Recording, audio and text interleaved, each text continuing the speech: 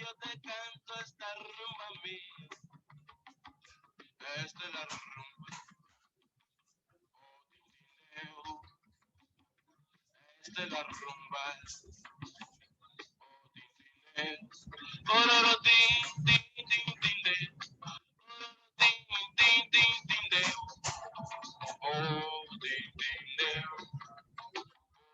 Tin, tin, de.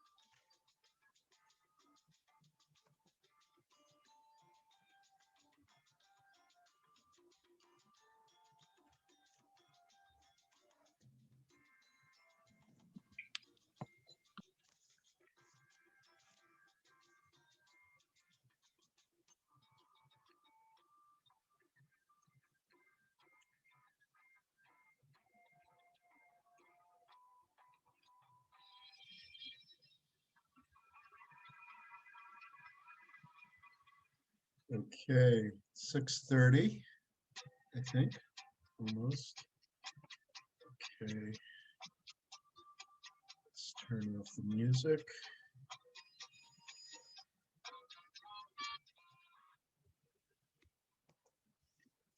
Okay, gang, just getting started. It's 6:30. I'm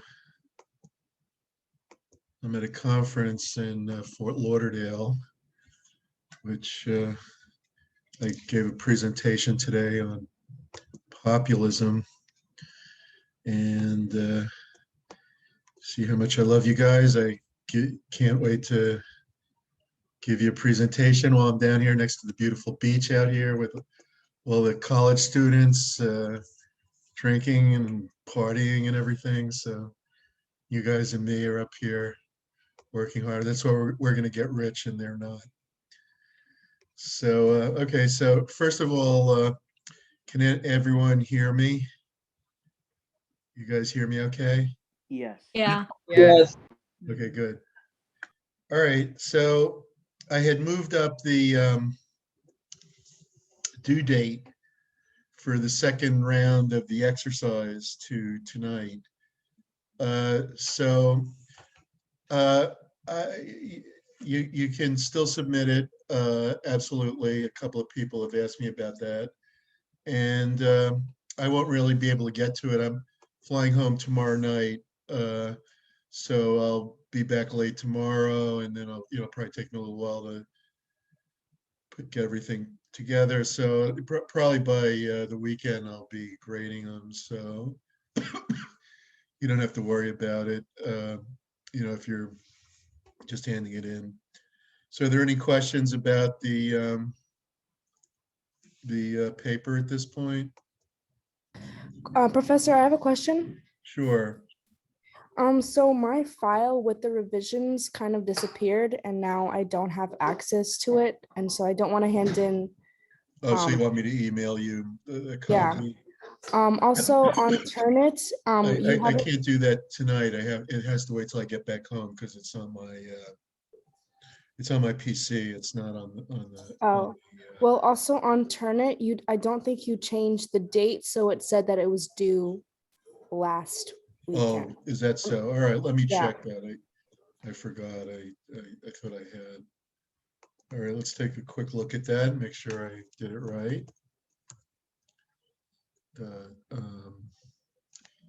CUNY first. CUNY first. CUNY login.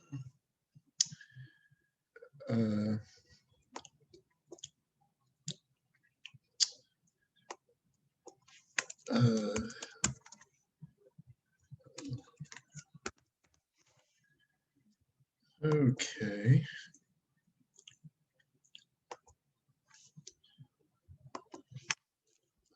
Take care of this.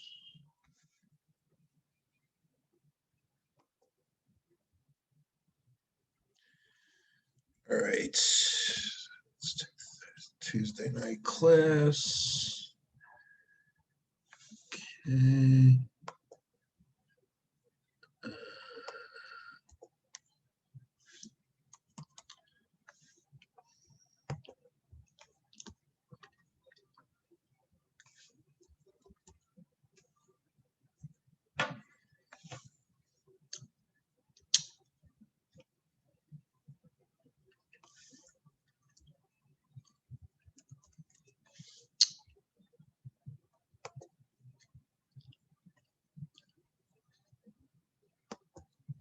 All right, let's make the due date.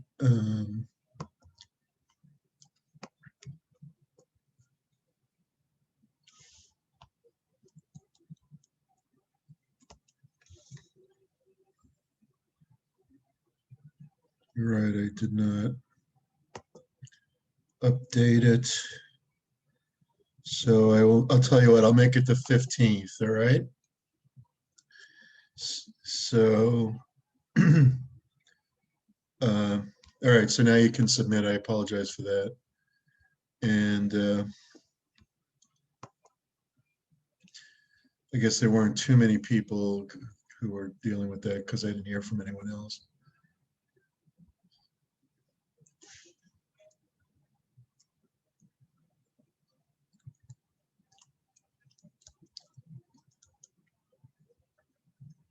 All right, so I changed the due date. I'm just waiting for it to go through.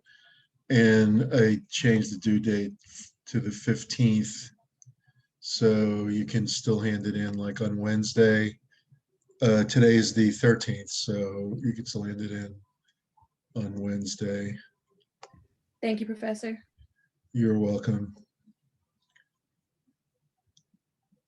Thing is, I don't see the, all right, it says successful. Do me a favor, somebody check on your thing and make sure the dates changed as to. Professor, there's someone in the waiting room. Okay.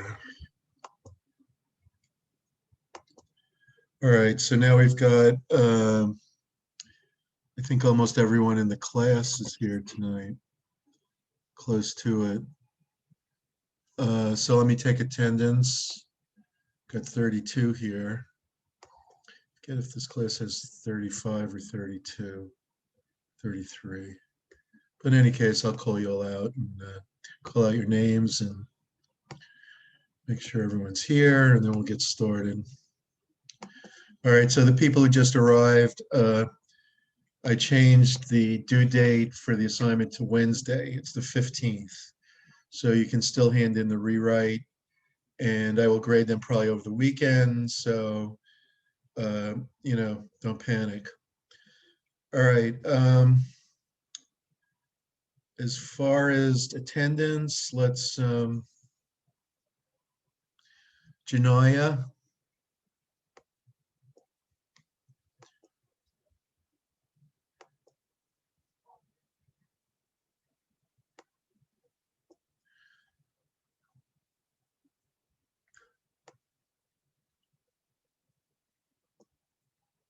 Janaya's not here. Let me just double check I have the right class.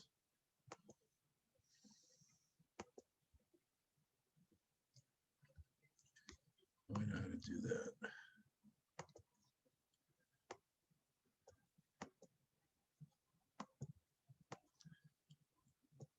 Montana.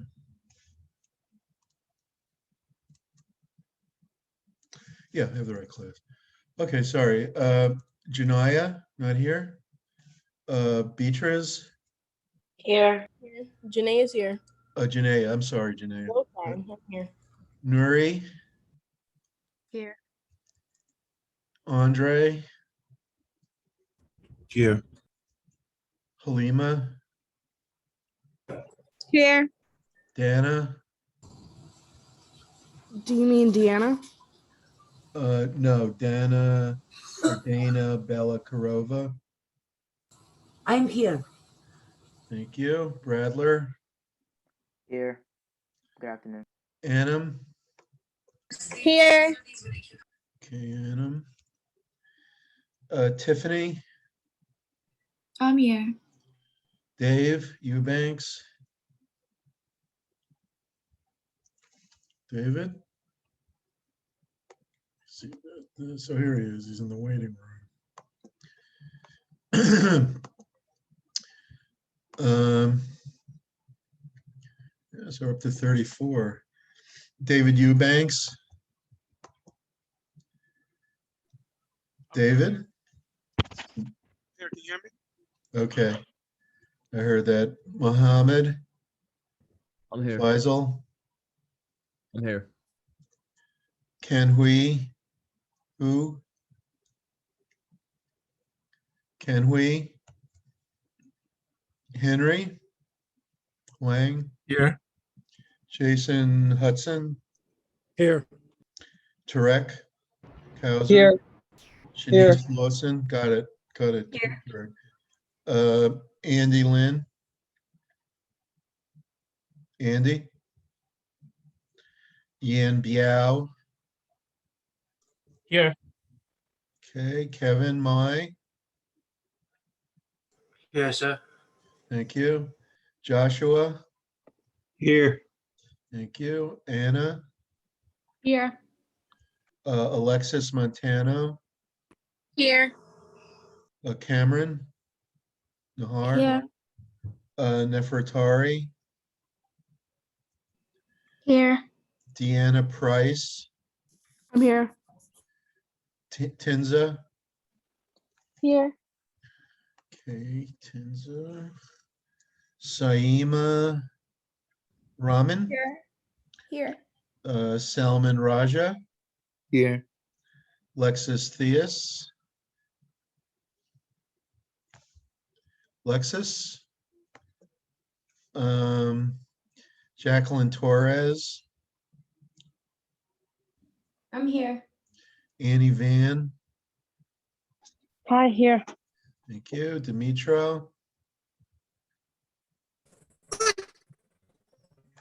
Did I hear Dimitro just now? Let me see. Yeah, I guess so. Sort of strange sound. Yolande Wildman? Present. Thank you. Corrine, I just saw. Corrine? Yo, Corrine? I am here. Good night. Okay, great. Marvin? I'm here. Okay, I'm going to just read off the people who did not answer. Please let me know if you're here. Can Hui? Andy? Lynn? I'm here. Okay, Andy. Lexus Theus? Okay, so it's just two, Lexus and Can Hui. All right, I'll write those names in the chat.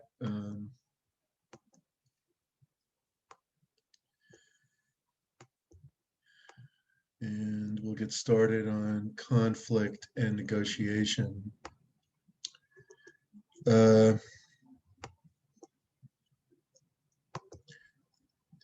crazy ads are always popping up. It's blocking.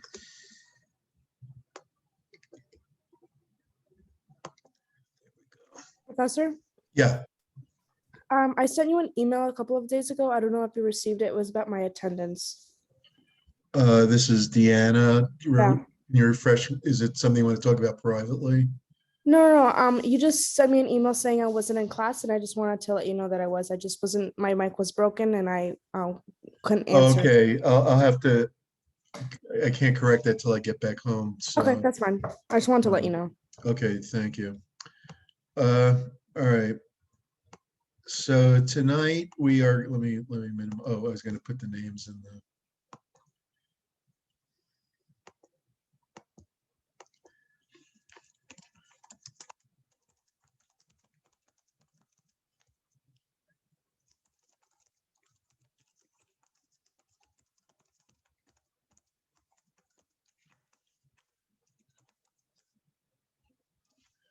All right, now tonight we are going to discuss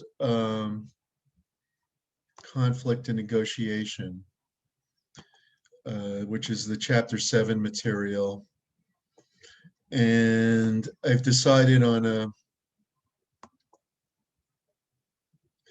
a special rule for this class. If anyone who gets a 90 or over on the exam gets an A+ for the class, regardless of your other grades. All right. So if you get a 90 on the exam, that's an automatic A+. Okay. Okay. Amazing. Thank you. All right. Well, hopefully that'll motivate you guys to like really do well. So tonight we're going to do conflict and negotiation, and it's a really important topic. Of the things we talk about, the competencies that we talk about in this class, I think it's second only to communication, because communication is necessary to conflict. You can't be good at conflict management if you're not good at communication. So, communication is basic to everything, conflict or not. And also, like, the reason for a lot of conflicts is bad communication. So, when we watch, when you watch 12 Angry Men, which you should be watching that if you haven't watched it yet. You know, a lot of the conflict in that movie is over bad communication. They don't have good communication skills, and they're often rude to each other, especially characters like the garage owner. No. Well, him, yeah, the garage owner played by Ed Begley. I think he's juror number 10, and the juror number 4, I think it is, played by Lee J. Cobb, the garage owner. Those two, they're the most prejudiced of the jurors. One's a bigot, and one's like got an axe to grind about his son.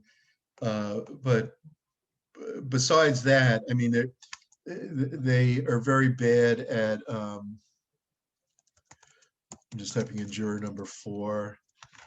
See what comes up. I'm sure it's him, but no. Juror number, I was wrong. Juror number 4 is the stockbroker. So I guess he's 3. Juror number 3. Yeah, that's Lee J. Cobb, the great Lee J. Cobb. He was the original Willie Loman when Death of a Salesman first opened on Broadway in the late 40s. He was Willie Loman.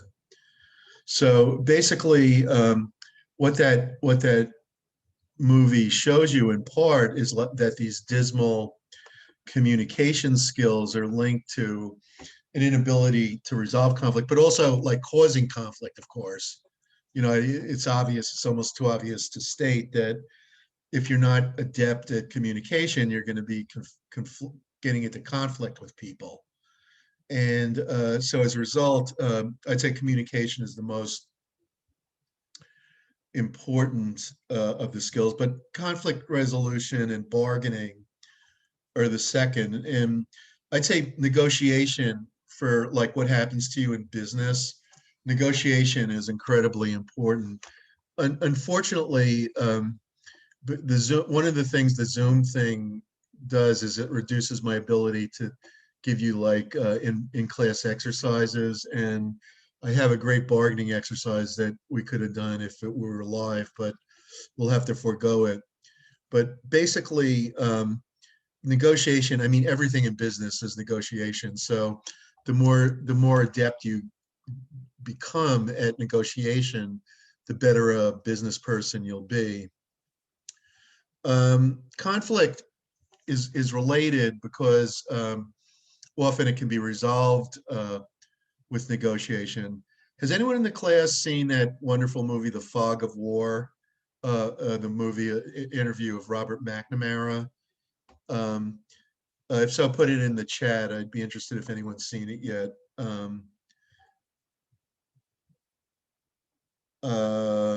don't see anything. You know what? I'm going to play the trailer to that because I want you guys to go home and take a look at that movie. I mean, with all the crap they show on TV now, you know, this is like something of really high quality. That's, you know, it's entertaining and it's fun, but it's, you know, it's really brilliant and educational. And basically what he says in there, it's about really negotiation. I mean, McNamara was the Secretary of Defense during the Cold War under Kennedy in the early 60s and then under Johnson. And, you know, basically there could have been easily a nuclear war if Kennedy had not negotiated the missiles in Cuba the right way. Khrushchev had actually sent armed nuclear rockets to Cuba, and they could have been ignited. We didn't totally understand that, so you know we might have started with you know, Kennedy might have looked for a nuclear solution himself, but the cooler heads prevailed, and basically. And basically, I'm just looking up the trailer for Fog of War, and I'll put it on the screen share. And so it's really about conflict. Uh,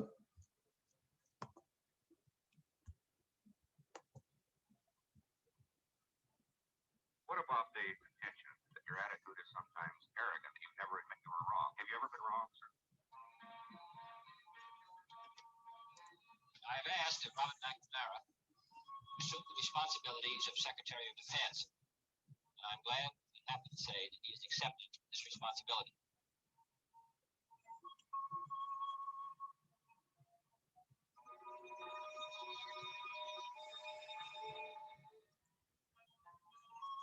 I think the human race needs to think more about children.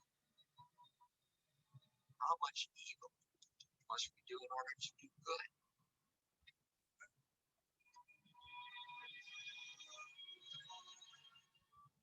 In that single night, we burned to it 100,000 Japanese civilians.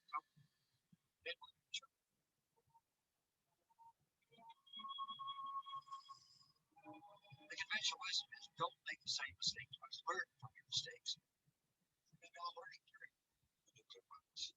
You make one mistake, you're going to destroy nations.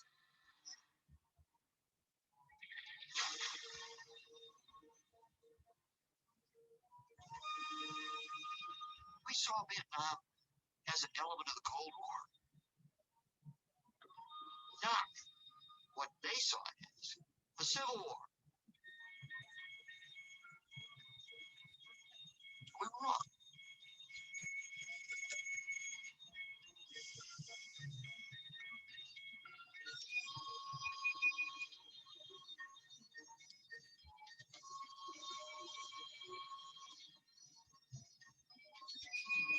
you know, and like one of the themes of that movie, I got to get rid of this. One of the themes of that movie is that you have to work to arrive at collaborative solutions, and frequently the information said on two sides of a negotiation are different. And it's talking about the Cold War and the Civil War, and basically a lot of negotiation involves figuring out what information to share and what information not to share.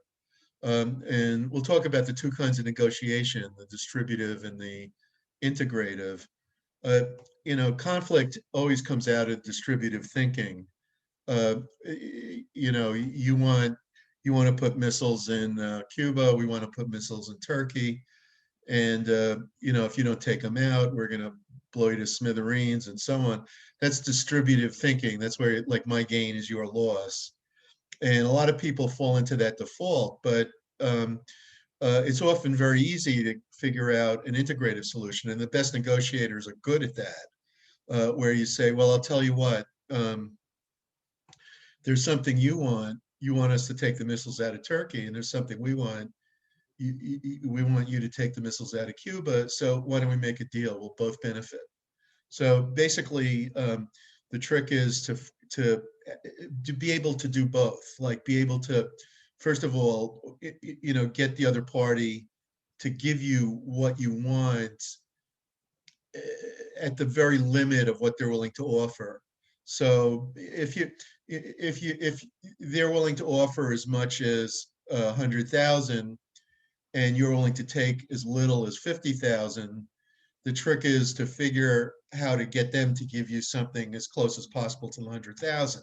The trouble is you don't really know in advance they're willing to give you that much. And what a lot of people do is they'll make an offer close to their own threat point. They'll make an offer close to their own 50,000.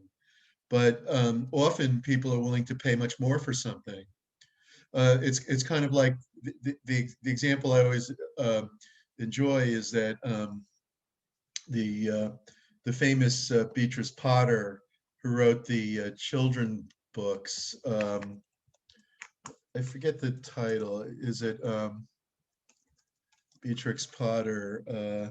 It's those Peter Rabbit stories, and her illustrations are of great value. And she was British, and one day a collector was wandering through the area where she lived, and he was in an antique store, and they were selling a print that didn't have her name on it, but he knew he was knowledgeable, and he knew that it was hers, and he knew it was worth like hundreds of thousands of dollars. And the antique dealer had it on sale for like $29. And you know, if he had told the antique dealer, he might have been more fair. But I don't think in negotiation, fairness is really the point. The point is he spent a lot of time learning about Beatrice Potter, so he's entitled to some return on that investment. And so, you know, the antique dealer never spent that time. And so why should he collect the benefit of the guy's knowledge? So, you know, he got it for a small amount, and then he resold it for, you know, a huge amount. And that's, you know, that's part and parcel of what business is. I mean, sometimes you're going to make extraordinary profits. It's rare, you know, and it could well be he studied the Beatrix Potter art and never once made money off it. You know, you never really know what's going to happen. So when you get these opportunities, you should take them. And I don't think it's unethical. Some people do, but I disagree with that. So basically, conflict. Let's start with conflict. Everybody hates conflict, but conflict is everywhere. We're always, anytime you come up with a new idea, you're going to threaten the status quo. And that means there's going to be conflict. People tend to agree too much with each other. You go into these corporations, it's kind of like when we saw that video about IDEO. You go into these corporations and everybody agrees with the boss, but as Kelly, as Tom, I think Tom Kelly said, the boss isn't going to be right most of the time. So too much agreement leads to business failure. You don't want to have constant agreement. A lot of companies mistake that with getting along with each other, with good relationships. I mean, in a good relationship, you can disagree and still like each other. If you have to agree with each other to like each other, the relationship isn't really that good. But that's how a lot of people think. So, and people often get sensitive about disagreement, including like a lot of college students now, I heard, are increasingly sensitive about disagreement, but you have to be able to disagree with people, because otherwise your ideas will never get attention. In order to win over people, you have to expect they're going to disagree with you and maybe even argue or whatever and not get upset about it. The idea that everyone has to be in agreement is mistaken. I mean, whenever any genius comes up with a new idea, everyone's going to say it's wrong, and they might even attack the person. So you have to, if you're going to be inventive, you have to expect a lot of hostility from all the clueless clowns who, you know, don't want to tolerate a new idea. So basically, conflict can help competitiveness, but a lot of managers prefer to avoid conflict. And one example of that is Kenneth Boulding's experiment. Kenneth Boulding was an economist who studied game theory and conflict and negotiation. And he did an experiment where he planted devil's advocates. He had a set of groups, like let's say 20 groups, and they each resolved a case study. And in half the groups, he planted a devil's advocate. In other words, somebody who would disagree with everybody, a disagreeable person. And, you know, disagreeable in the sense that, not that they were necessarily rude, but that they were debating, they were questioning. I spent on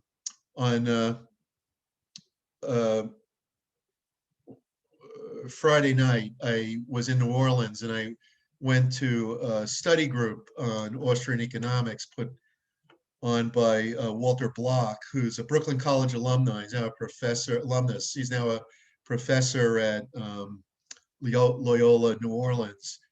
And you know, the whole group, for 2 hours, they were debating one point, another point. Everyone had different views, and they were debating, and that's very healthy. I mean, that's how you learn.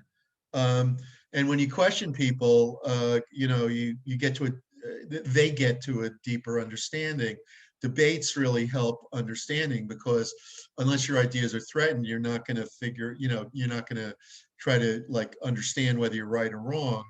And you're not going to be you're not going to be asked to defend yourself. That's why it's dangerous if everybody's from the same point of view. Like you have all left-wing professors, it leads to everyone agreeing with each other, and then the obvious, the obvious that the emperor has no clothes gets totally ignored. And then the response is, well, the professors can see the other side, but of course they can't see the other side. That's why there are two sides. If they could see the other side, they would believe in the other side, or at least not, not be so hostile to it that they refuse to hire anybody who disagrees with them. So basically, debate is very healthy, and you need to have alternative views.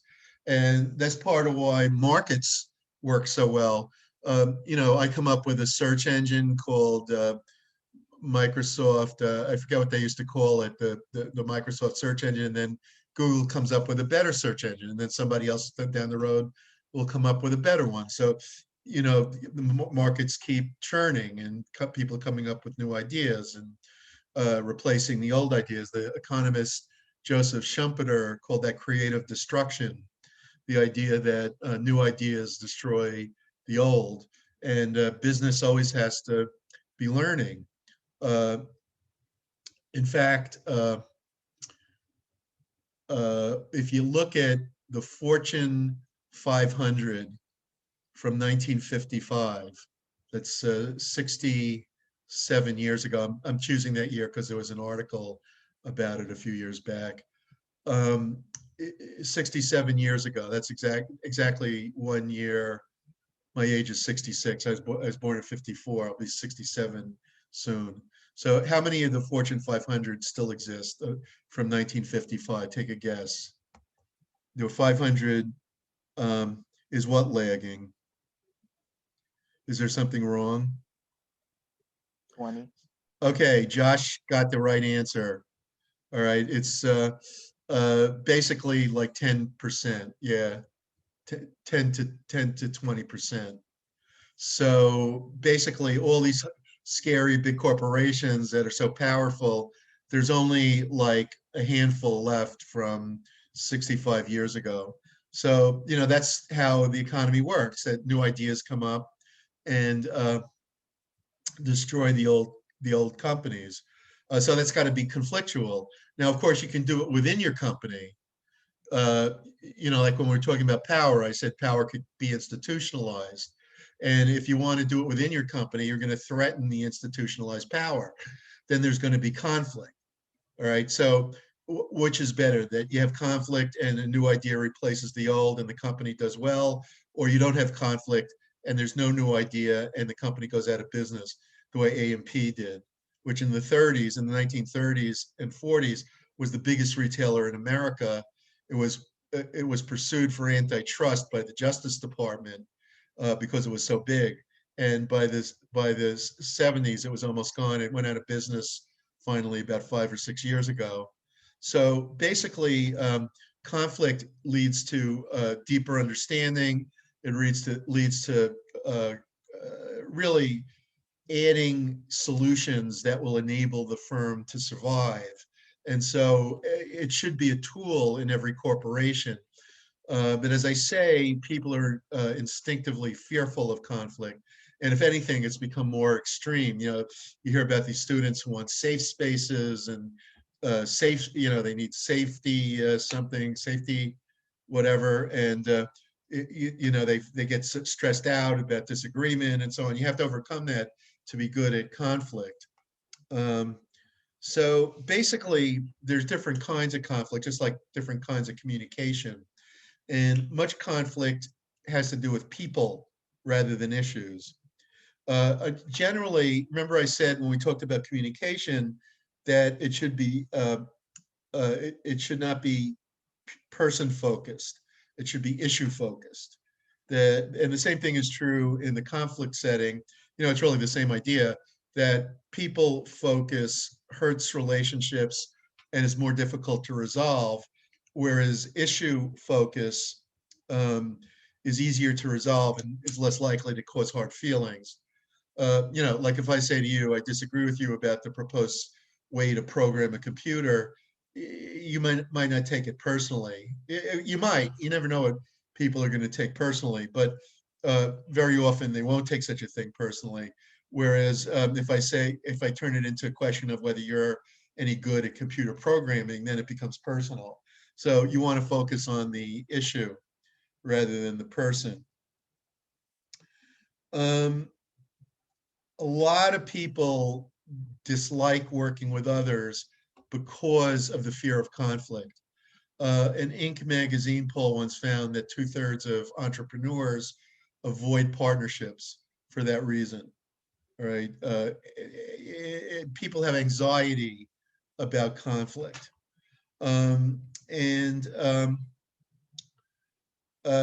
If somebody is hostile to you, it is probably not because they're bad people, but because they don't have good communication skills. All right. So I think when somebody does something that, you know, talks to you in a way that may be insulting or, you know, make you feel defensive, that may make you feel defensive, I think the first thing to say to yourself is, you know, I really feel sorry for that guy. I should really try to help them because they've gone through life without these skills. And I've had business 3200 with Professor Langbert, and I know how to handle conflict. Whereas this other guy, you know, he didn't take 3200 with Langbert. He doesn't know how to resolve conflict. So I pity him, and now I'll help him resolve the conflict, or her. So basically, the trick is to turn conflict into something constructive. It's not to avoid the conflict. Of course, you can always avoid conflict, and most of the time we do. We'll talk about that in a second. But and it's good. Yeah, I mean, you don't want to be in conflict with everybody. You know, you're driving on a highway and somebody cuts you off. You don't have to get into a conflict with that person. You hit the brakes, let them pass, and avoid them. And that's a lot better than getting into a conflict for one basic reason. You'll never see that person again, so that it's pointless. If you get into a debate with them, what are you going to achieve? Absolutely nothing. So there's no reason for a conflict. So a lot of the time, that's the case. Most of the time, somebody does something you don't like, you're never going to see them again, so you just forget about it. They're not worth the trouble of conflict. And conflict should mean hard work. It should mean that you're doing stuff to resolve the conflict that's going to end up beneficial. If you turn the conflict into a matter of issues rather than a matter of people, is there still someone in the waiting room? Oh, I feel terrible now. I forgot. Okay, admit all.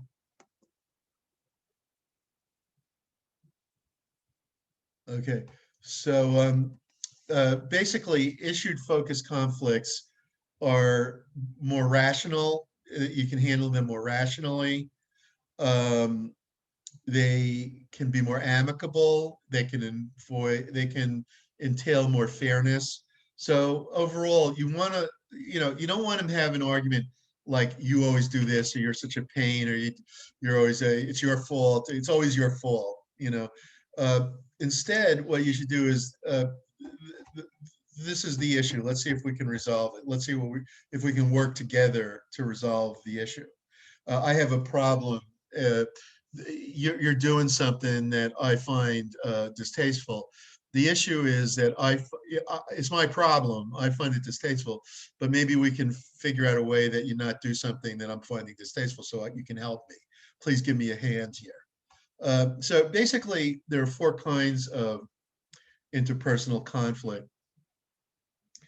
Personal differences are the hardest to make into issues, so they're the toughest to resolve in a friendly way. And basically, they involve incompatibility, incompatible values, personality clashes, things like that where you just don't get along with someone. There have been many people in my life who just didn't like me for one reason or another. You know, the way I look at it, it's their problem. It doesn't bother me. So basically, personal differences are very, very hard to resolve. Second of all, informational deficiencies, like I was talking about with the Cuban Missile Crisis, you know, or that Robert McNamara was talking about with the Cuban Missile Crisis. Misinformation, misunderstanding, you think their intention is X, it's really Y. I get a lot of students who come to me very worried. They think I'm going to do this or that. They're living in terror, you know, and there's no reason to. So basically, informational deficiencies is a very important source of conflict. The third one, role incompatibility. That means that I'm doing something that's inherently conflictual with you. Like, let's say you want an easy exam, I want a hard exam because I'm the professor. All right, so there's role incompatibility. You want to get off from class, I take attendance, role incompatibility. All right, so basically in business, stuff like sales versus production. Sales versus production is always a source of conflict.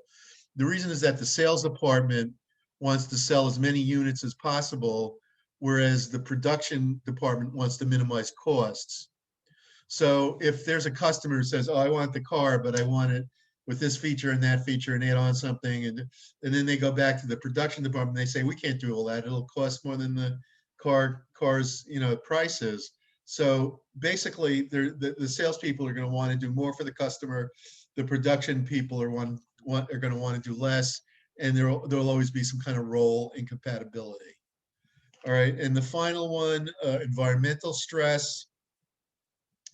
We're facing that now with COVID. You see a lot of times people have arguments about the masks, about doing this or doing that, or you know, and there have been a lot of conflicts in society related to the COVID situation, and that's a kind of environmental stress. It could also just be like there's resource scarcity, the company's not doing well, so the budget had to be slashed. There's uncertainty that leads to environmental stress and people protest. I just gave a talk about the populists who were, the term is used very commonly nowadays, but there was actually a movement in America called the populists. They were poor farmers. And historians who've studied them find that although they mounted a third-party candidacy in 1892, and they basically took over the Democratic Party in 1896, and it wasn't really true that William Jennings Bryan was a pure, you know, really reflected their true objectives, but he did focus on the issue that a lot of them cared about, which was a monetary expansion and free silver. They wanted to turn silver into money. At that time, only gold was money in America. So basically, why did they form? Well, they were poor farmers and they were having trouble paying back their mortgages. And historians who've studied them find that they weren't really that much worse off, if at all, from earlier generations of farmers. But what was different was that farming had become more businesslike, and because America was increasingly selling overseas. And so they had to deal with crop prices in Europe and uncertainty. And so the uncertainty made them form this political movement. That was what I was getting to, that the uncertainty about their lives, because they're constantly dealing with the prices of their agricultural products in Europe and Asia and elsewhere, they became, you know, much more agitated, and they felt they needed more security, and they thought that having soft money, the earlier movement was greenbackism, paper money, and then in 92 they started with the silver, and in 96 that became the chief issue of the Bryan campaign, William Jennings Bryan. I hope you've heard of him in your history studies. I hope that's not new to you. So in any case, uncertainty will lead to all kinds of unhappiness, which in turn will lead to conflict. So basically, it's important to understand the source of conflict in order to manage it. And certainly any kind of heterogeneity, diversity will be accompanied by conflict. People disagree, they have different worldviews, divergent views lead to conflict. And so it's very important to have good conflict resolution skills. What's startling in our society is that the conflict resolution skills seem to be getting worse, not better. So, it's something that we all need to work on, but there, and part of it, I saw this great movie. I don't know if some of you must have seen it already. Maybe I mentioned it in this class already, a social dilemma about the internet, about the web. And what they were saying in there, that the web and the internet have contributed to the social conflict, that when you get on your cell phone or your computer, they're giving you, they're sort of narrowing your focus and making you feel as though anyone who disagrees with you is intolerable. They're like gradually narrowing the range of people that you interact with. And they're also doing all kinds of scary, what I would call, well, years ago, there was this thing in advertising with a subliminal suggestion where they would like put like a picture of a product in between frames in a movie or a TV, and then it would like sort of make you want to get the product. This is like that on steroid, like multiplied by 1,000. It's like they're like constantly cueing you to do stuff. And they're really manipulating public opinion. It's without people's knowing it. It's quite it's quite scary, actually. So the problem then is increasing inability to handle diverse opinion, and that means that people are less able to resolve social conflict in a constructive way. Now, one of the strengths of America has always been this willingness to have tolerance of uncertainty. Other cultures, like Japan, for example, have tended to avoid uncertainty. A lot of the appeal of socialism is that there's very little uncertainty. Everything is cut out for you. In a society that is open to taking risks, that values risks, and where risks can lead to gains, there's much less fear.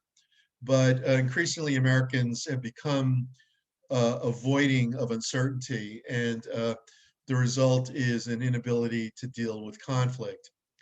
Now, there are 5 ways to handle conflict, and it's important to understand them because you often are going to need to choose which one to use. And a lot of people rely on 1 or 2 and don't consider that there are alternative ones that are a lot better for the circumstances. So each one has its place. And some of us are more conflictual than others, and we enjoy being, fighting. But in reality, a lot of the time you can't fight, and you have to put up with a certain degree of disagreement. So the first way is forcing. Forcing is where you use formal authority, threats, possibly violence, and certainly in war, war would be an extreme form of forcing. Litigation, authority of the boss. The boss says, do this, and you say, well, I don't think it's the right idea. And the boss says, I don't care what you think, go ahead and do it. So you do it. I mean, the boss is the boss. So basically, the problem with forcing is that it breeds hostility and lack of self-confidence. The person doing what they're forced to do isn't going to think that the idea is really good, and they're not going to be confident about implementing it. So also, like if you use forcing, there's a good chance there's going to be retaliation. if I say to you, I'm going to get you if you don't do this, somebody's going to say, well, I'm going to get you, and so it becomes tit for tat. And basically, that's true of any kind of forcing, not just the violent kind. It's certainly there, but also, if you force people to do a task and they don't agree with it, often that will lead to some kind of retaliation. But a lot of the time, it's the best way. I mean, if you're dealing with a party at arm's length, like you're buying real estate from somebody, and they renege on a promise made, like they say, well, the house will be completely devoid of rubbish by the 15th of April, and the 15th of April comes around and the house isn't devoid of garbage. So basically, you say, well, you better get rid of it. And they say, oh, yeah, I'll get rid of it. And you say, well, I'm going to sue you if you don't get rid of it. And they say, yeah, yeah. And then you have a lawyer call them. That's forcing, but maybe it's necessary to use forcing in that circumstance. I mean, where there's really there's no expectation that you're going to be having a relationship with somebody, and you don't have many leverage points with them, then forcing may be the best way. But I mean, if you have any kind of relationship with somebody, then forcing isn't a good idea because of the retaliation issue that I already mentioned. So basically, the second way to manage conflict is accommodating, satisfying the other party. So, for example, your boss says to you, go down and get me a cup of coffee. And you want to say to your boss, that's not my job. I'm not your servant. I'm not going to get the coffee. You want to say that, but do you say that? Hopefully not. I would just say, get the darn coffee and don't make an issue out of it. The reason is that your boss is your boss. They decide what kind of raise you get. They decide whether you get promoted. And, most smart people suck up to their boss, try to do what they want. So basically, accommodating means that you satisfy the other person's interests while neglecting your own. So in the case of getting a cup of coffee, you see yourself as a professional, not as someone who's going to get a cup of coffee. Your boss sees themselves as very busy and their time is worth more money than your time. So basically, by having you get the coffee, that saves 15 minutes of their time. Their time is worth twice your time. So they save like basically 100% of the cost of your time by having you do it. So it doesn't make that, it's not that devoid of logic. So in any case, you want to accommodate people where the relationship is very important. So if there's someone very powerful, like, if I'm at a conference and the head of the Learned Society, the group that runs the conference, I might want to suck up to them. I think I might get something. I might be nice to them, even if they don't get me, they don't reciprocate. Nobody ever got fired for sucking up to someone. All right. People have gotten fired plenty of times for being smart and knowing the right answer, believe me. But sucking up to someone, no one ever got fired for that. So even if they don't reciprocate and they don't seem like it's not going to hurt you. So basically, avoiding is how most conflict is resolved. Okay, so far I've talked about forcing, accommodating. The third one is avoiding. And the idea of avoiding is that you simply walk away. Somebody challenges you and you say, I'm sorry, I have to go, and you just walk away. Maybe you're afraid of the stress from the conflict. Maybe you feel it'll be too much work to resolve the conflict. The problem with avoiding in long-term relationships is that hard feelings or anger fester. I sometimes have a tendency to do that, and then I will get really mad when the straw breaks the camel's back. I'll say, okay, I'll do it. I'll take I'll do it, but I'd rather not. I'll do it, but I'd rather not. And I keep doing it. And then finally I get annoyed. And, I will, even if you ask nicely, a lot of times people will just ignore that.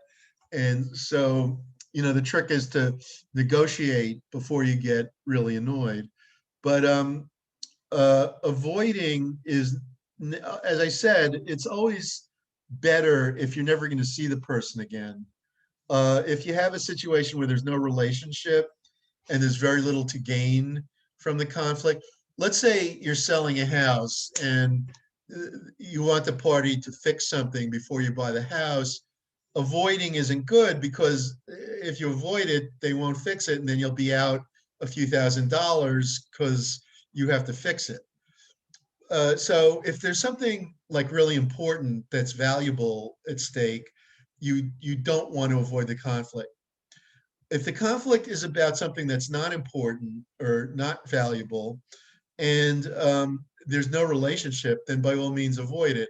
So most of the time you want to avoid. A lot of the time when you have a conflict with somebody out in the street or in the subway or in a car, or some store you never go to, you just want to avoid it. You don't go back, that's something else.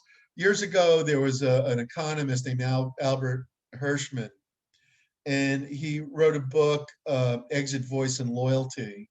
And the idea of the book is that if you are loyal to a store and you want to go back there, you're going to be far more likely to argue with them and protest some bad policy than if you don't really care about them.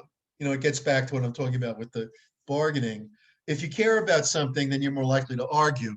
And too often people conclude that if somebody who complains is someone who's not loyal, but the reverse is true, that they're complaining means that they are loyal and they're not planning to leave. They're arguing because they care about the place. So basically, he was writing about protest. The point is that people who protest are not disloyal. And if you look at monopoly, it's the same idea. Like if let's say a company has some kind of monopoly, like Con Edison has the electrical monopoly in the city. If somebody disagrees with something Con Edison did, they're much more likely to protest than if they disagree with something a pizzeria did. If they go to a pizzeria and they don't like the pizza, they'll just not go back. They're not loyal. There's no loyalty, and they can just exit. The title of the book is Exit, Voice, and Loyalty. So, if you don't like the pizza, you just don't come back, you exit. But if you have no choice, like you're dealing with Con Edison, then you have to use a different approach, which is voice, that you have to complain. And so complaints are characteristic of long-term relationships, monopolies, things where there's not a lot of flexibility about exiting. So in those kinds of cases, you don't want to avoid or accommodate, but you want to basically protest and either compromise or collaborate. The idea of compromising is that you split the difference. So you want to sell the car for 15,000. I want to buy it for 13,000. So we split the difference and make it 14. That's called a compromise. The fifth way is collaborating. Collaborating is different from the other four. In the other four, there's a fixed pie and you're splitting the pie. Enforcing, you want the whole pie. You're going to try to get the other person to give you the whole pie. In accommodating, you give them the whole pie. You accept what they want in order to achieve a bigger picture, which is like keeping your job. In avoiding, you also don't get the pie because you give in to them. You just say, okay, I'm not going to conflict. We'll just move on. In compromising, you split the pie. So there's basically a pizza pie and you cut it in half. You get half and I get half. We each get half a pie and the pie hasn't been made. So all of the four I've talked about have to do with a fixed pie. All right. The fifth one, collaborating, is where you expand the pie. It's also called win-win bargaining or problem solving. So basically, in win-win bargaining or collaborating, you not only share information about the pie, but your aim is to make the pie bigger. You want to expand the pie so that you both get more. All right. Now, you might say, well, that's hard to do, but not really. Most market transactions have to do with an expanded pie. I mean, you go to the store and you're really hungry and you want a hamburger. So you go to the store and you buy a hamburger. You wanted the hamburger more than your $5 or $10. They wanted your money. They have enough hamburgers. They're trying to sell hamburgers. So they wanted your money more than they wanted the hamburger. So both parties are made better off. It's a win-win negotiation. Market transactions are typically win-win negotiations. So basically, you need to determine when can you collaborate and how. And that's the subject of a book called Getting to Yes by Fisher and Ury, URY. And basically, a lot of what we're going to talk about with integrated bargaining and collaborating comes from that book. So how do you do this? How do you get a win-win? How do both sides win in a negotiation? First of all, you try to find goals that you have in common. In a distributive negotiation, in a win-lose negotiation, that's also called distributive, the first party wants A, the second party wants not A. Okay,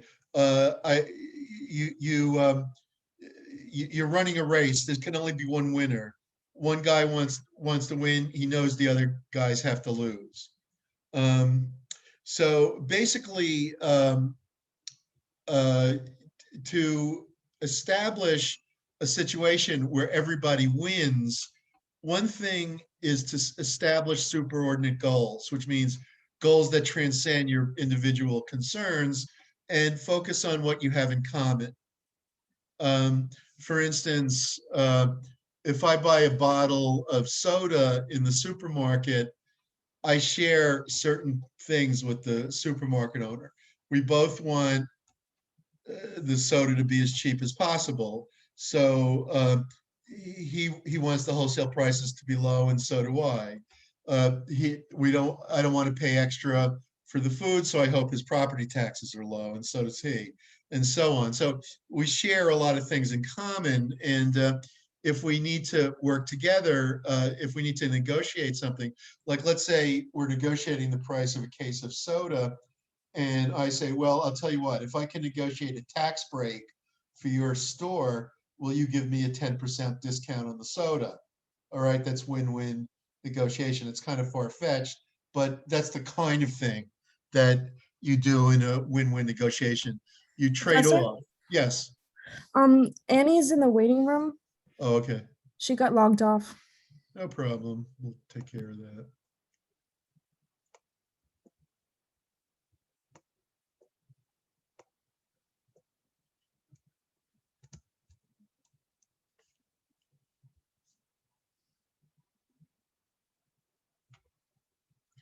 For some reason I'm having trouble.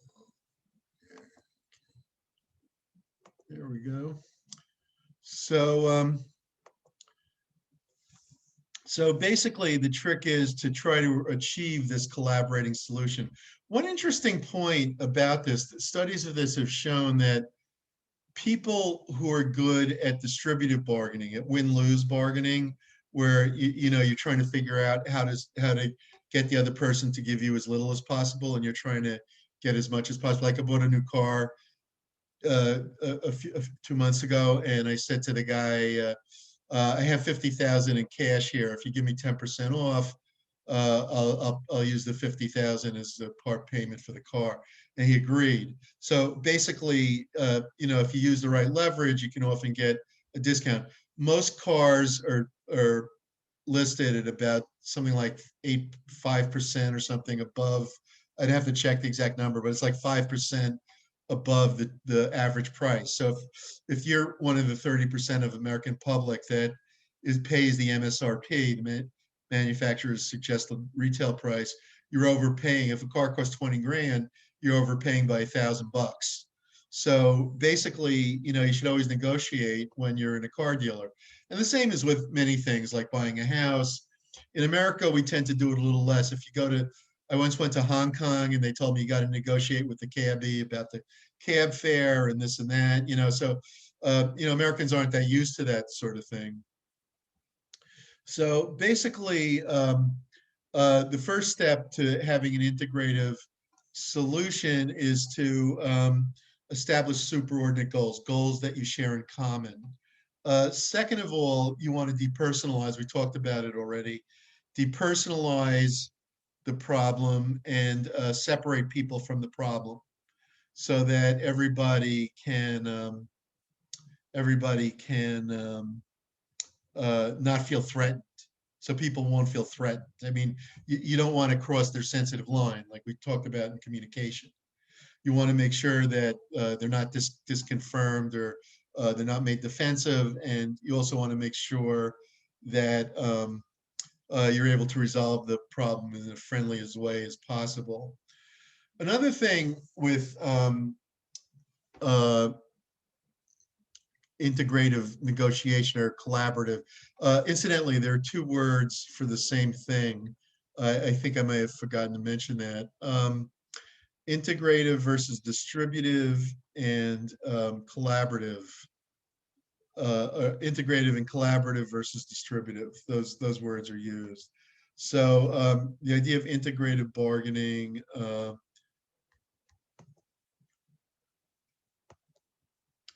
comes from this book by Walton and McKersey about labor negotiations.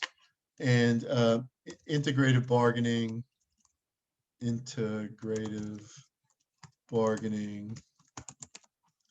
is win-win, whereas distributive bargaining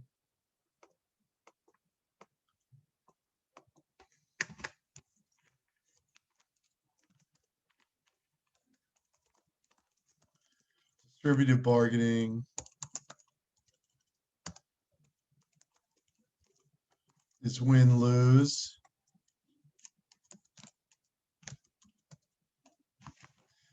And another word for integrative bargaining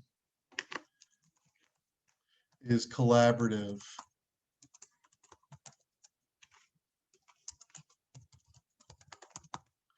All right, so Wilton and McKersey point out in their book that all labor negotiations, all negotiations between labor and management involve both distributive and integrative. And they're often at odds with each other because one of the key issues in distributive bargaining is that you don't want to reveal too much information. One time, my wife and I, bless her soul, went to buy a painting from an artist who lives near us. And he's a fairly well-known artist. He's shown at the Louvre and the Whitney and elsewhere. And we went in there, thinking we would spend about $3,000. And he had like dozens and dozens of these psychedelic paintings. And my wife suddenly points to one and she says, "I've got to have that one." And the first thing he says is, "Oh, that one's special. You got to give me $6,000 for that one." It's like she shot the cannon and basically gave away the secret information that you're not supposed to give away, which is the maximum that you really want something. When you buy a house, you don't tell the seller, "Oh, I got to have this house," because that'll tell them they can start pushing up the price. So basically, we ended up paying twice what we originally thought. Basically, win-win bargaining. Let's start with win-lose. So party A and party B both have utility functions. and A's goes up. All right, I'm having trouble with this. A's utility function goes up when B's goes down and vice versa. Okay, so, damn, why is this so hard to?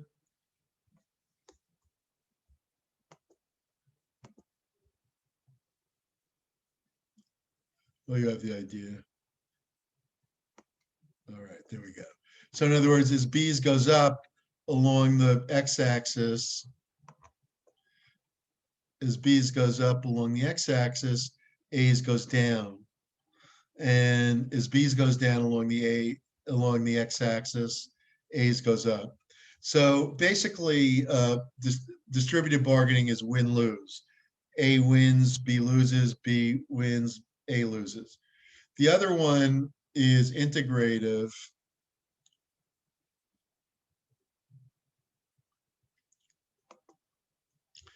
And integrative, oh, no, I did it wrong.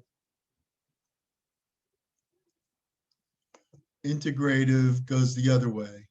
So when A wins, B wins. When A wins, B wins. And the pie gets bigger and bigger. Both win more. You know, when A wins this much, when B wins that much, I mean, A wins that much too. If B wins less, A wins less. So in other words, one wins more, both wins more. So basically, that's a great thing if you have integrative bargaining, because then both parties can be made better off. And the way you do it is by sharing information. So like the real problem is if you give away the price, the purchase price that you're willing to pay in advance, then the other party is going to screw you and ask for that price. On the other hand, if you don't share information, like if you don't say, well, I wouldn't mind having someone drive the painting to my house, and I wouldn't mind having the painting exhibited before, that kind of thing is where you share information, and you can add to the value that both sides receive by sharing the information. So you might say, like there used to be in the days of the populists, there was something called the Gresham's Law, which is that bad money drives out good, which is that if two forms of money are valued in terms of each other, and one is like undervalued, then that one will be seen in circulation, and the overvalued one will be hoarded because people don't want to give it away. It's worth more. So basically, there's a Gresham's Law of negotiation, which is that if people engage in distributive negotiation, it's going to be a lot harder for them to engage in integrative negotiation because they don't want to give away the store. They don't want to give away the threat point. On the other hand, it is also true that people who are very good at one will also be good at the other. So if you're good at distributive bargaining, you'll start to understand easily where it reaches its limits, and then be able to slip over into integrative bargaining. And basically, I couldn't get what I wanted through distributive, but maybe I can get it through integrative, where we both trade off things we value. We look for places where one party values something a lot more than something else. Like, so you basically can trade off things that the other person values for things that you value, and the things that they don't value. You get what I'm saying, that they don't value that you do value. So basically, integrated bargaining means you share information. Distributed bargaining means that you keep the information close to the vest. How do you do it? First of all, collaborative negotiation should be the default mechanism. You should try to be collaborative as much as possible. you don't need to go through life trying to screw people out of additional uh, benefits. Rather, you want them coming back to you. And the way you do that is by creating value for them. So, ideally, you look for collaborative solutions where they're gaining value, you're gaining value, you share that increased value together. And so you're both better off. Now, so I was talking about how to do that. And I said to invent options for mutual gains, separate people from the problem, establish superordinate goals. Sometimes you have objective criteria for evaluating something. For example, if you want to buy a house, you want to pay 100,000. The guy that's selling it wants 200,000. So which is right? Well, you have to look at the objective data. How do you find the objective data? The house hasn't been sold in 20 years. How do you find the objective data? Well, you look at comparable houses in the area. What have comparable houses sold for?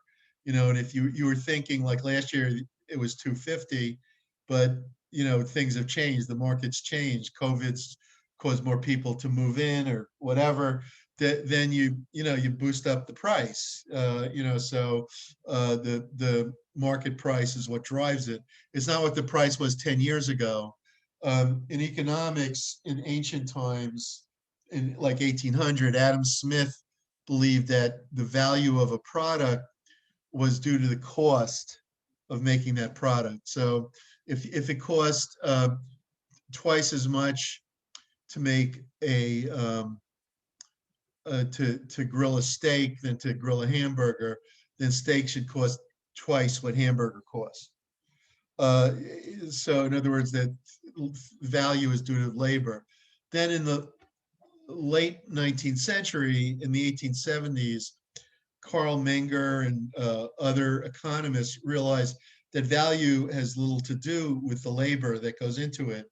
Rather, it's the value that consumers put on a good that determines it. And so in other words, it's the supply and the demand. How many of these are available and how badly do people want them? Let's say there's a rare coin, there's only 10 of them. There are like 100 people who really badly want the coin. So the price shoots up. So it might be $50 one day, $500 a month later. It has nothing to do with the labor. Marx believed that in the labor theory of value is incorrect, and his entire economic theories are based on the labor theory of value, which is Smith. He used the same basis that Smith used, and basically it's wrong. There is no value from labor directly. Labor value is only subjective. So there's no such thing as exploitation. People work for the amount they're willing to work for. You can say the wages are too low, they're unfair, but saying that there's some objective amount that they should work for is completely capricious. And the value somebody puts on labor is totally up to them. For example, let's say I'm in a desert and it took the same amount of labor to obtain a glass of water and bring it to either the desert or to my home in the Catskills. But if I'm in the desert and I can't have water, I might pay $1,000 for it. If I'm home in the Catskills, I won't pay a penny for it. So basically the labor that goes into it isn't what drives the value. And so basically you have to understand, I mean, in resolving conflict, you need to understand like how the other party is valuing the outcome that you're negotiating about. So one way to resolve that, and sometimes it can't be, like let's say let's say Isaac Abrams, who I bought the painting from, he says his painting's worth 6,000. I say it's worth 3,000. He won't budge. I won't budge. There's no objective criterion. You can't say, well, there's a rule that says that painting is worth 5,500. There's no rule. That's only one of them. There's no way there can be some objective setting.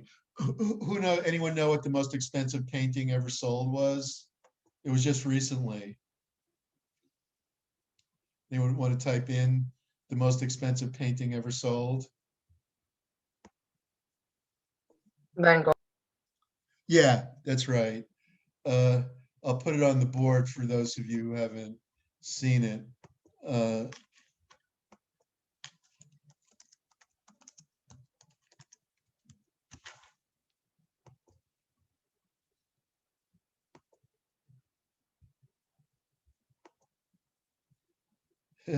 Someone put a dollar sign over it. Well, you get the idea anyway. But so this is the most expensive painting.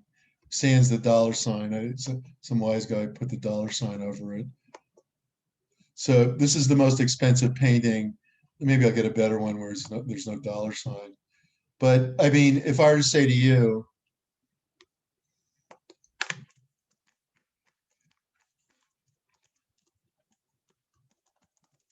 if I were to say to you, uh,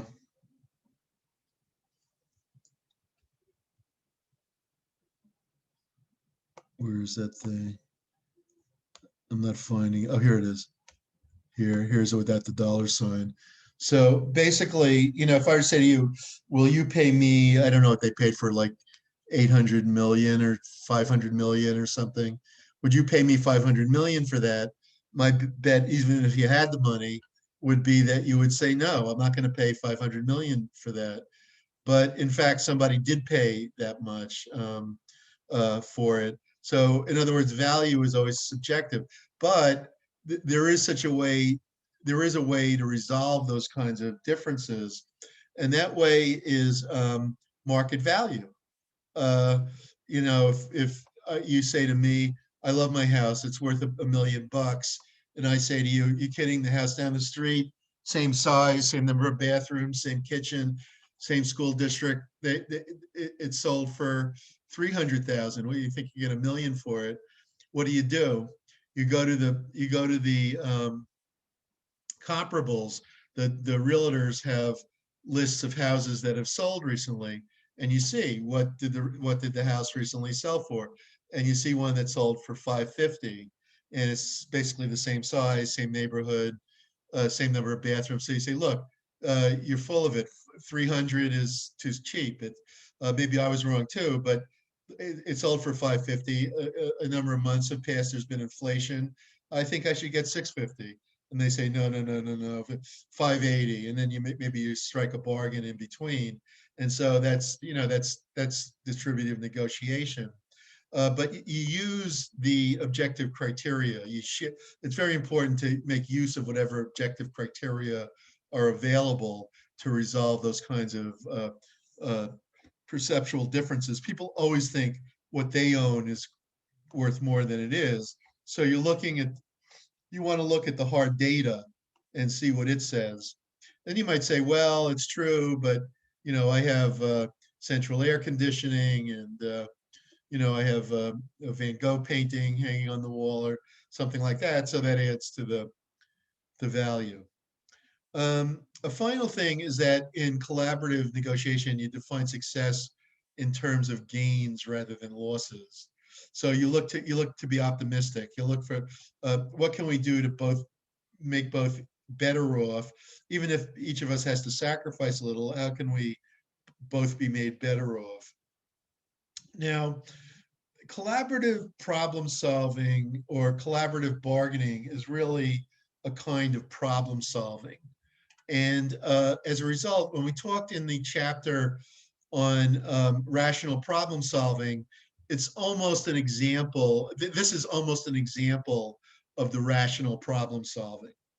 Rational problem solving is that, first of all, you identify the problem, you generate solutions, maybe with brainstorming, you formulate an action plan, you select the optimal solution based on the ones you were able to generate, and then you implement and follow up. That's all very rational. Nothing wrong with that. Can you be even more creative and come up with really creative ideas for negotiation? Absolutely.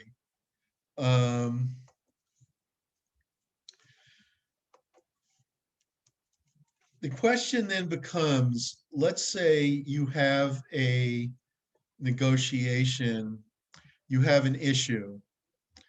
And let's look at something like conflict rather than negotiation. They're closely related. Somebody is down the hall is smoking a cigar and it's irritating your eyes. So you want them to stop. I was once in another school, and there was a memo someone had written, I saw, that said to whomever is to whoever is roasting their popcorn in the microwave, when you do that, it makes a terrible smell. So please don't do it during office hours, something like that.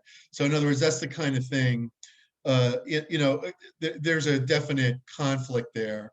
The thing is, the person roasting the popcorn in the microwave doesn't see anything wrong with it because they like the popcorn.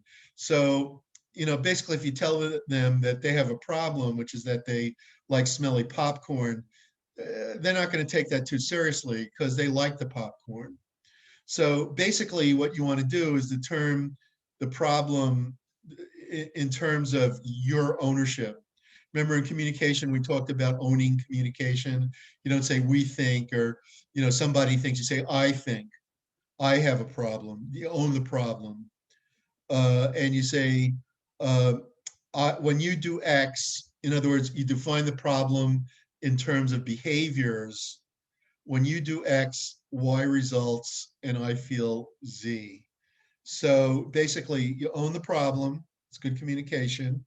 You talk in terms of behaviors rather than in terms of generalities. Remember, communication should be specific, not global. And so you own the problem. You speak in terms of behaviors, not in terms of people.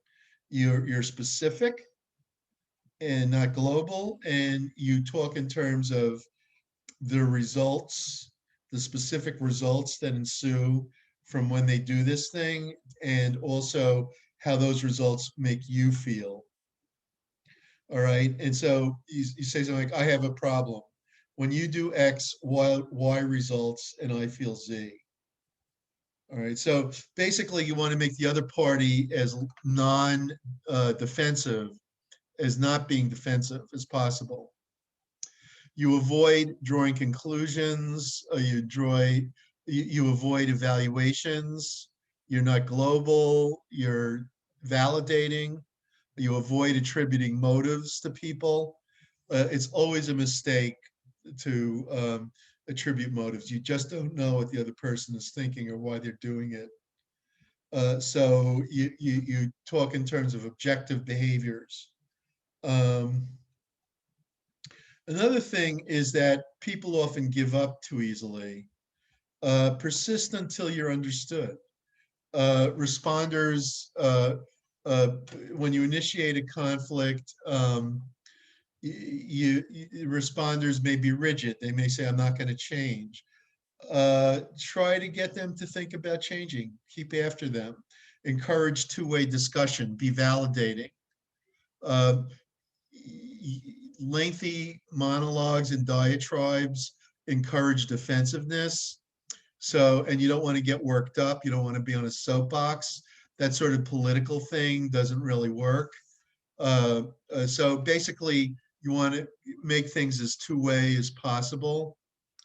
Let's say somebody's coming up to you and they have a problem with you.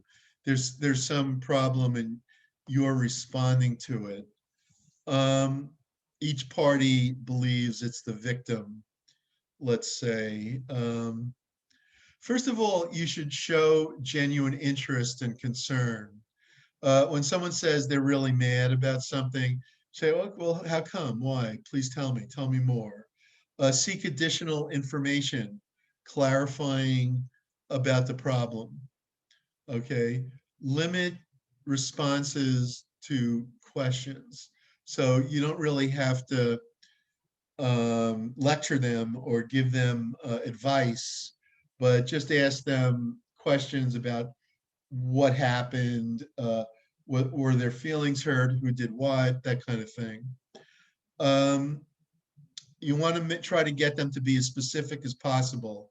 Usually when people have a problem, they get really upset and they say, Joe does this, he always does that, he's this and that, you know, and they don't speak specifically about what the issues are. So you want to get them to be as specific as possible about the issues.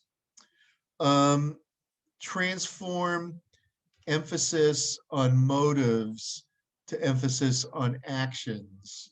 So in other words, talk in terms of behaviors rather than what they're thinking or what their motives are. A lot of times I get people who say, well, you really meant this or you really meant that. And often it's complete fantasy.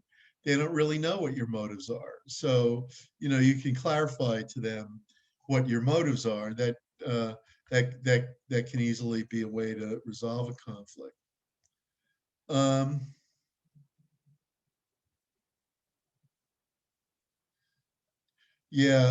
People using the forcing approach look for areas of disagreement where they can force their approach, while people who use the collaborative approach look for areas of agreement. So in other words, if you're going to be in a collaborative negotiation, you want to look for areas where you can agree with the other party. As far as the, let's say, so far I've talked about initiating conflict and mediating. And I said for the initiator, you want to own the problem, you want to avoid drawing evaluative conclusions, persist until understood, and encourage two-way discussion. For the responder, I said you should show general concern, seek additional clarifying information, get the other party to tell you about what they think and their concerns. You want to limit responses to questions. You want to transform general complaints to specific complaints. You want to transfer emphasis of motives to emphasis on actions, and you want to agree with some aspect of the complaint. Like, you know, somebody comes to you and says, you're the dumbest person in the world, blah, blah, blah. And you say, well, I'll admit I don't know everything, or something like that. Agree with some aspect of the complaint. It's really easy if somebody comes at you to respond angrily, but it takes real strength not to do that. It takes real strength to be able to rise above the other person and say, well, look, I know you're upset. Let's try to resolve this in an amicable way so that we can both profit. All right, the goal should be to profit. A lot of times, I've seen this in a lot of Brooklyn College students over the years. I don't know about you guys. I used to run a club called Students in Free Enterprise. Now it's called Enactus.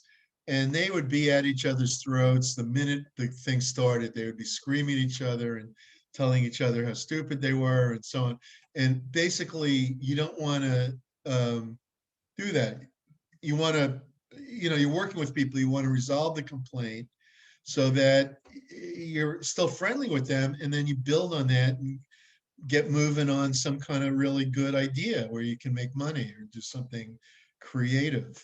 You know, so you don't want to get lost in conflict. Like, I think that's the difference between successful people and unsuccessful people. That, you know, the successful people don't get bogged down in arguing about who's right. I once took this thing called the S training, and they said in there, being right is the booby prize, the booby prize being the prize the loser gets, kind of like the joke prize. And being right is the booby prize. I think that's a good saying, because like being right doesn't really make you rich. What makes you rich is making a deal, whether you're right or wrong. The point in life isn't to be right. Well, for some people it is. I mean, if that's more important to you, but you know, that's not really how you resolve conflicts and make deals. You know, in business, that's everything. Being right doesn't matter. A lot of the people, when I used to work at J&J, which was a really great company, you know, it's known as one of the best American companies. It's been for a long time. Yeah, one of the things that always struck me about it there, I didn't like it there for a lot of reasons, but one of the things that really struck me was how self-deprecating they always were. These are, a lot of them are very well paid executives, and the culture there was that you never know anything. It was the exact opposite of college. College professors always think they're the smartest ones. Anyone who disagrees with them is a fool. And that's why college professors make 1/40th of what the managers at J&J make, because they know everything, and so that might be telling you something right there. There's an expression, if you're so smart, why aren't you rich? And basically, I don't think people who get rich necessarily try to be the smartest. The book about Enron, The Smartest Guys in the Room, I mean, it's pretty ironic. They were the smartest guys in the room, and they were the ones who went bankrupt, and I think and what I'm saying is the same thing, that if you think you're the smartest guy in the room, you're probably on an ego trip rather than somebody who's really finding out how to make money. The smartest guys in the room. I just look up the author, I always forget. Bethany McLean and Peter Elkind. A great book about probably one of the 5 worst corporate collapses of all time. Totally insightful book about the whole history of it and how it was mismanaged, and ultimately the mismanagement led to corruption. And a big part of it was a misperception of how you become wealthy, and really negotiating the wrong kinds of deals. Really what they were doing was negotiating the wrong kinds of deals. If you're going to negotiate deals, you better make sure those deals make money. And Enron was terrible at that. Jeff Skilling was terrible at that. He's a fool. So basically, let's say you're the mediator of a conflict. What do? So, you've got 2 employees. They're at each other's throats. They call you in, please help us. We need your help to stop fighting with each other. First of all, acknowledge a problem exists. Never say there's no real problem or laugh at the problem. That's always a mistake. Second of all, take the complaint seriously. Decide whether to have a pair of experts, a pair of meetings, or a joint meeting. So you have 2 separate meetings or a joint meeting. Which do? You meet with each one separately, or you meet with everyone together? Maintain a neutral posture. Don't take sides, obviously. There's often in comedies, there's like a marriage counselor, and the marriage counselor is siding with one person or the other. I forget what, there was some TV show or movie, I forget, where like both the husband and the wife were bribing the marriage counselor to take their side. It's that kind of thing. So, obviously, if you're mediating a conflict, you don't want to be favoring one side or the other. That's simply corrupt, and it's not going to lead to a solution. It's just going to add to the frustration and anger. A very important point with mediation is that you should serve as a facilitator and not a judge. All right, so you don't need to impose a solution the way a judge would or an arbitrator, but rather you want to be a mediator. You want to get the 2 parties to solve the problem. You don't want to impose the solution. You also want to use a problem-solving approach. You want to get the other parties, you want to get the 2 parties to solve the problem in a constructive way, and also to manage the discussion so that it's totally fair. In generating solutions to a negotiation, you want to make sure the parties understand the solution, and you want to establish follow-up procedures. So basically, you want to communicate the solution well, and you want to monitor the situation afterwards to make sure that they're both getting along. A big idea, and this is in Fisher and Urey, focus on interests and not positions. That means, like I say, you promised me a 10% raise, I only got a 5% raise. I want an extra 5%. And the other party says, well, the company started losing money and I had no choice, so I shouldn't have given you a raise at all. And I want to take away the 5%. And so, you focus on issues, you work out a way. What are you both after? It may be that you're both going to agree that it's far more important that the company survive. That's basically what Lee Iacocca did. Lee Iacocca was the chairman of Chrysler, and in 1981, I think it was, Paul, it was, yeah, I guess it was Paul Volcker raised interest rates dramatically, and this almost bankrupted Chrysler. And so they were having a labor negotiation, and Iacocca was over the barrel. The union said, if you don't give us a 10% raise, we're going to go on strike. And Chrysler didn't even have any money. They were close to bankruptcy. So he said, look, I'll give you guys a few choices. If I give you a 10% raise, the company is going to shut down completely in a month. I'll show you the data. It's not a threat. I'm just telling you objectively that we don't have the money to do it. So if you want to insist on a strike and we don't sell any cars, we're going to close. If I give you the raise you want, we're going to close, he said to them. But I'll tell you this. I'll give you zero now, and if we get back into the black, I'll share a big percentage of the extra profits with the employees. So I'll give you a retroactive raise.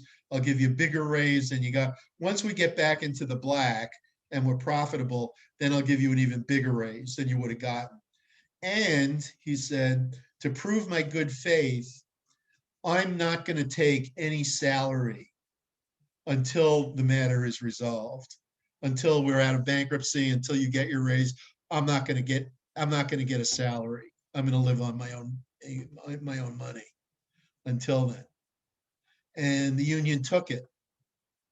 And in fact, they saved Chrysler. The auto companies have had ongoing problems because of global competition, but they saved Chrysler that round. And in return, when they became profitable a couple of years later, they were the best paid auto workers. They got everything that they didn't get and then some. And Lee Iacocca became the best paid executive.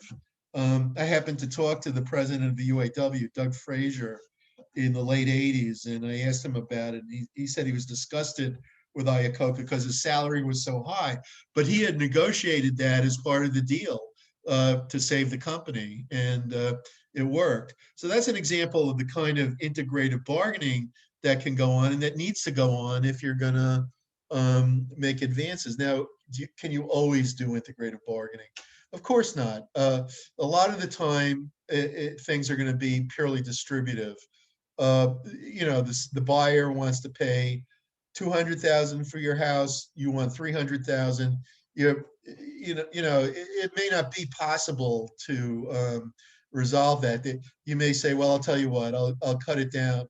I'll cut it down to 290. And they say, well, we're really not able to pay that. And then that's that. I mean, there's really not too much you can do. Maybe you could say, well, I have this other thing. I'll throw in a car. I'll save you the car payment. There might be a way to make it a reality, but often there isn't. It's just, just like when you buy a car. If you want to buy a Mercedes. If you want to buy a 7 Series Mercedes, they run like 80, 90, 100,000. If all you have is 40,000, you're not going to get a new Mercedes. I'm sorry, a BMW 7 Series. You're just not going to have the money. But let's say you have 70 and you want a car that's 80. You can often work out a deal somehow. So so there's always going to be ways to make deals more integrative, but a lot of the time it's just a distributive issue. You just don't have the resources to make a go of it. But the trick is, if you can't do the distributive deal, then you move into the integrative deal. Bill Gates used to tell, when Bill Gates was a young tech executive and ran Microsoft, but it was still a small company. And he would tell people, I saw someone interviewed, and he'd say to people, don't tell me anything you don't want me to know, because I'm going to steal every idea you have.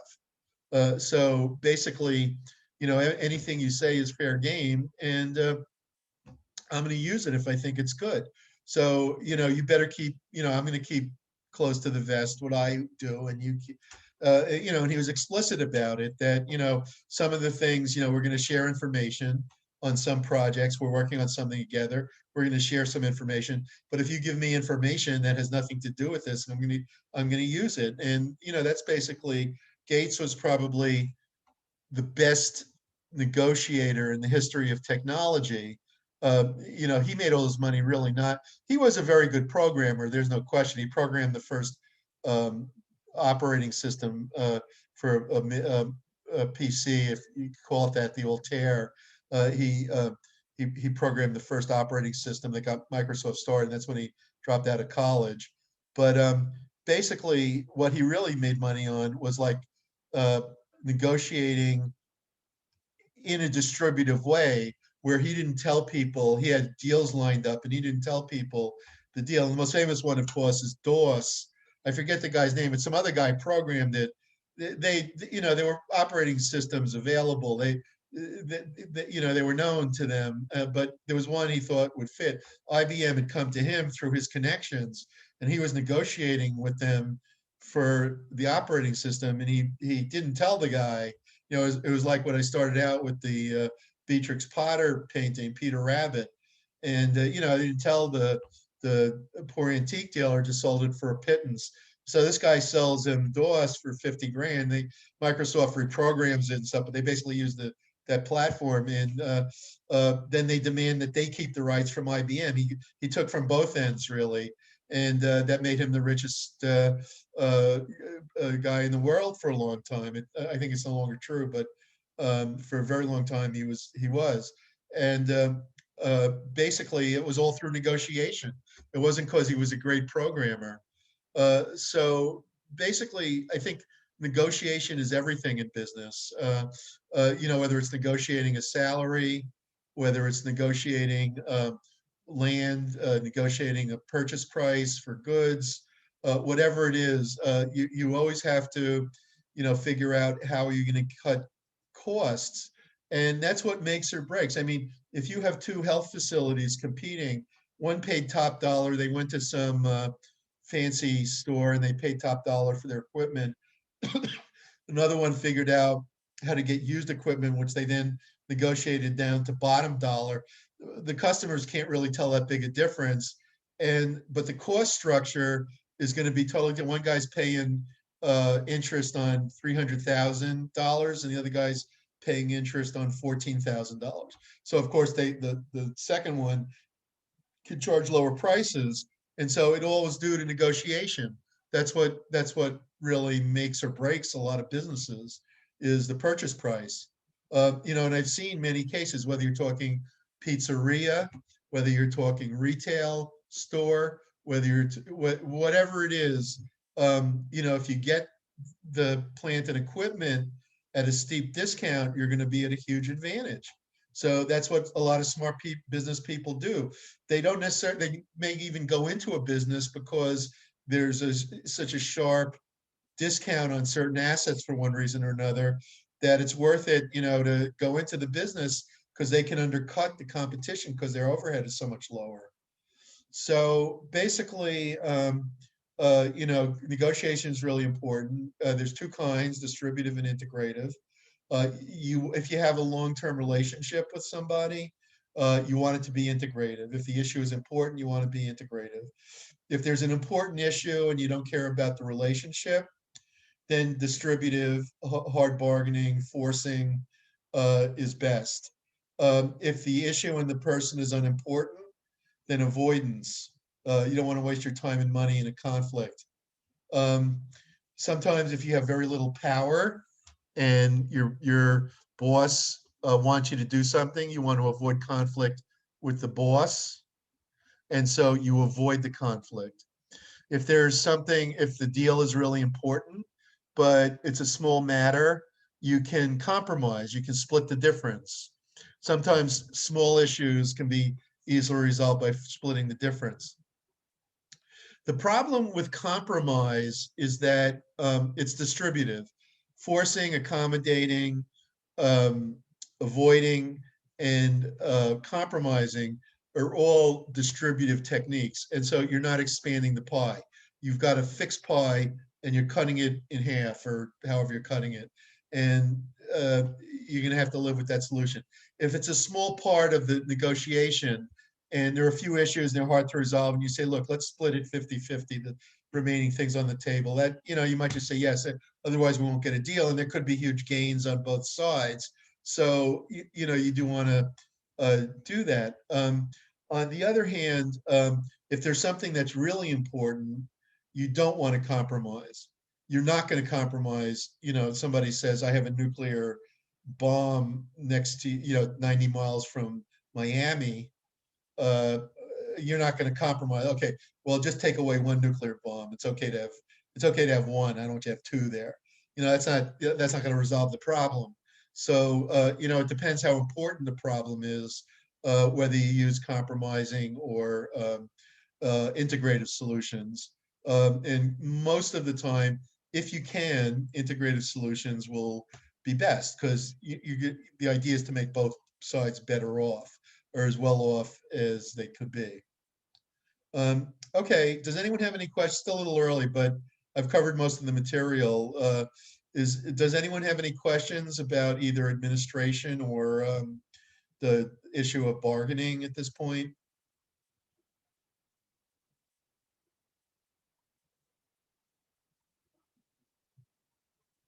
No, Professor. Okay. All right, then I will draw a conclusion to tonight's talk. I hope you enjoyed it, and you should be handing in, I extended the paper to Wednesday, and you should be handing it in. I'll get it back to you over the weekend, and otherwise have a nice week. And let me know if there's anything you want to talk about. I'll stick around, and you can talk to me. Professor, Yes, sir. when is the final exam, if you don't mind? I think I said I'm giving it out on the 9th of May, 9th, or I think or is that, yeah, I think I said the 9th of May. And it's due back like the first day of finals. Okay. Yes, thank you. I'll double check that. I said it off the top of my head. I'm pretty sure, but if it's somewhere around there, it might be the 10th or something, but I'll double check the date. It's something like the 9th or 10th.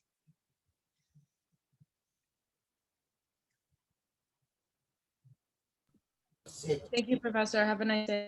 Good night, Professor. Good night. Good night, all. Good night.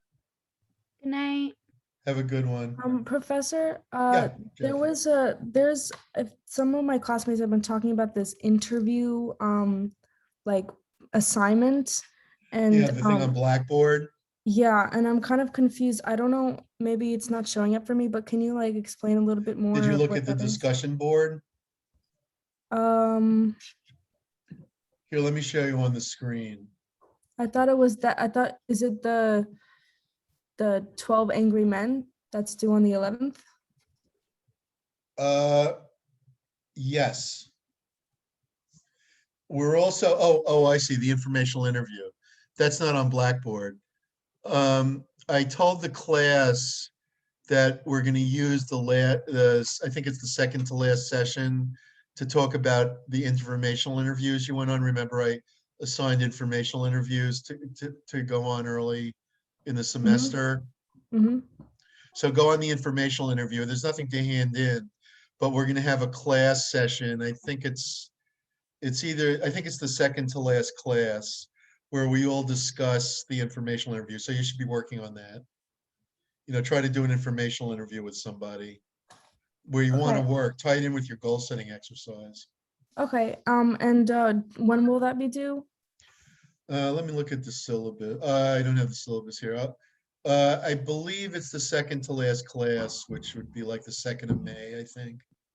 But let me, sometime around then, I'll double check. I'll send you the date. It's on the syllabus. If you want me to look it up for you right now, I can. I think it's on the 4th, Professor. It's on the 4th. Okay. Going by the email you had sent. Yeah. All right, so I'll look that up too. But I believe, I assume it's the 4th.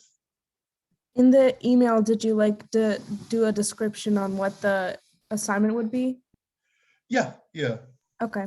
So you. in other words, do you recall the stuff I talked about with the informational interviewing? Yeah. I just wanted to like make sure I wasn't doing something beforehand, like doing something that was wrong. All right, just do an informational, look at that course document in the course documents section. And then just follow what I say there, try to get yourself an info. Of course, you have to do it by Zoom. I don't think you're gonna get too many live ones. So you got to do it by Zoom right now and try to set one up. Okay, thank you. You're welcome. Have a nice night. You too.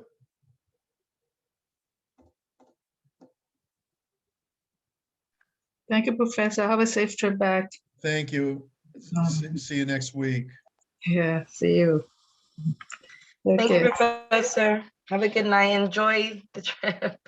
I'll do my best. I went through hell yet on Sunday. They canceled my flight. I had to stay overnight. It was just a mess. I missed one of the presentations I was supposed to give. It was just a mess. Oh, no. You have to stay here in New York? No, I'm in, no, I went to New Orleans and then I met with this guy, this other professor, Walter Block.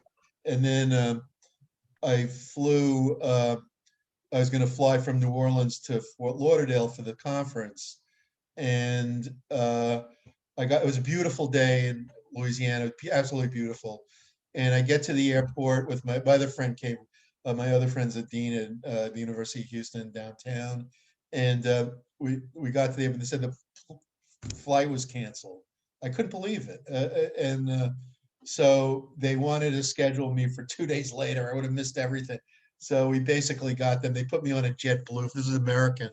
They put me on a JetBlue flight, and I had to wait till the next day. I was supposed to leave at 6 a.m.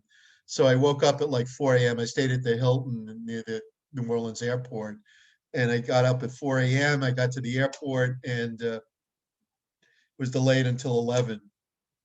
So I sat there for like 5 hours doing nothing, and then finally it took off. It was really like almost a 24-hour thing. But they're not asking you for like COVID testing or anything like that? Like when you're No. No.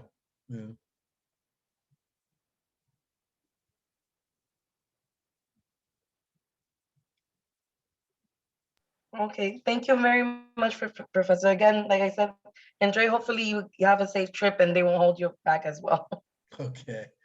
Okay, Beatrice. Take care. You too, thank you.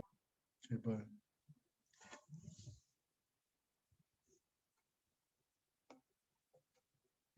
Anyone else have a question?